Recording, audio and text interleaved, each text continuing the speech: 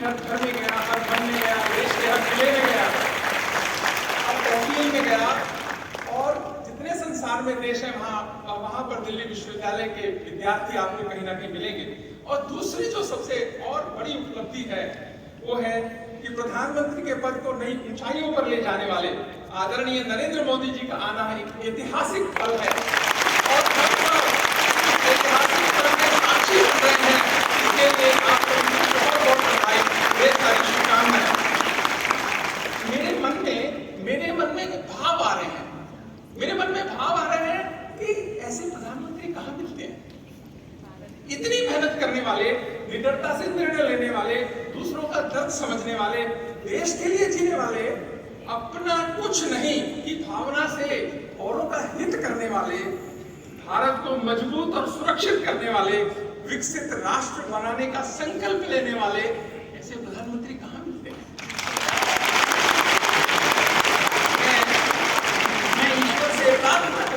मैं ईश्वर से प्रार्थना करता हूं कि इन्हें संभाल कर रखना और इन पर अपनी कृपा बनाए रखना, और आप सबसे भी आग्रह करता हूं इनका ध्यान रखना, क्योंकि ये अपना ध्यान कम रखते हैं। इसीलिए हमेशा याद रखना, ऐसे प्रधानमंत्री कहाँ मिलते हैं, ऐसे प्रधानमंत्री कहाँ मिलते हैं।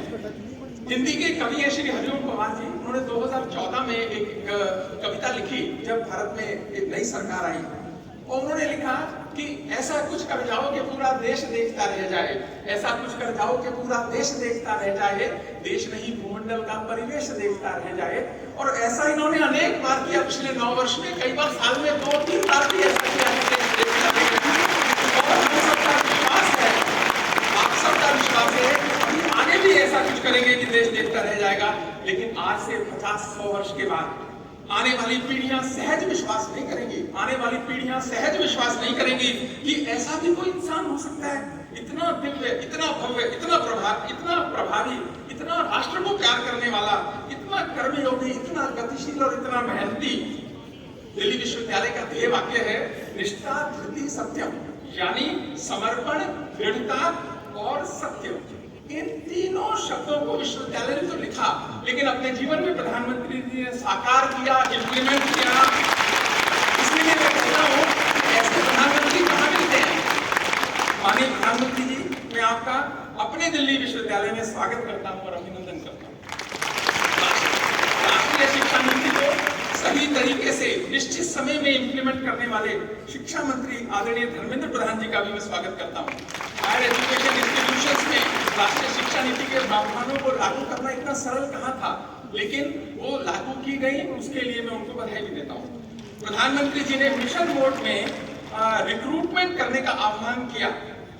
भारत की आदरणीय शिक्षा मंत्री जी ने इसकी प्रोग्रेस की लगातार समीक्षा करी। दिल्ली विश्वविद्यालय ने दशकों के बाद 2200 टीचर्स को रिक्रूट किया। यहाँ बैठे अनेक नए टीचर्स को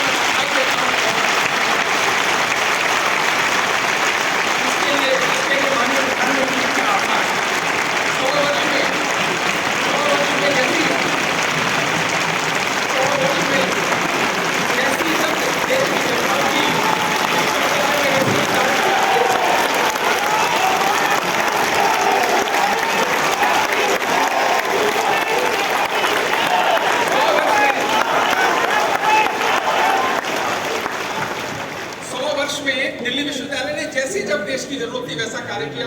स्वतंत्रता संग्राम में क्रांतिकारी के लिए गांधीवादी दिए, और जब भारत स्वतंत्र हो गया तो जजेस दिए, साइंटिस्ट दिए, डॉक्टर्स दिए, इंजीनियर्स दिए, टीचर्स दिए, रिसर्चर्स दिए, लीडर्स दिए, ब्यूरोक्रेट्स दिए, बिजनेस पर्सन दिए, और सबसे बड़ी बात देश को अच्छे नागरिक दिए। प्रधानमंत्री जी ने एक संकल्प लिया और देश ने फिर संकल्प लिया प्रधानमंत्री जी कहने पर कि भारत 2047 तक विकसित राष्ट्र होगा। तो दिल्ली विश्वविद्यालय की इसमें क्या भूमिका हो सकती है, इसके लिए हमने भी अपना एक स्ट्रेटेजिक प्लान तैयार किया, ताकि विश्वविद्यालय का भारत सरकार के सहयोग से एक प्रभावी और आवश्यक भूमिका बने। इसके लिए टीचर्स को जो है और मेहनत करनी पड़ेगी, अपने मन को बड़ा करना पड़ेगा और मजबूत करने की जरूरत है। आज भारत की सरकार अपनी ताकत से ज्यादा अपने यूनिवर्सिटी के टीचर्स को देती है, क्योंकि आप भविष्य का निर्माण करते हैं, आप देश का निर्माण करते हैं। चाणक्य ने कहा था शिक्षक कभी साधारण नहीं होता। आपको भी साधारण नहीं रहना है इस अमृतकाल के अंदर। अमृतकाल में आपसे असाधारण परफॉर्मेंस की अपेक्षा करता है भारत। से एक बार पुणे में आप सभी का स्वागत और अभिनंदन करता हूं। धन्यवाद।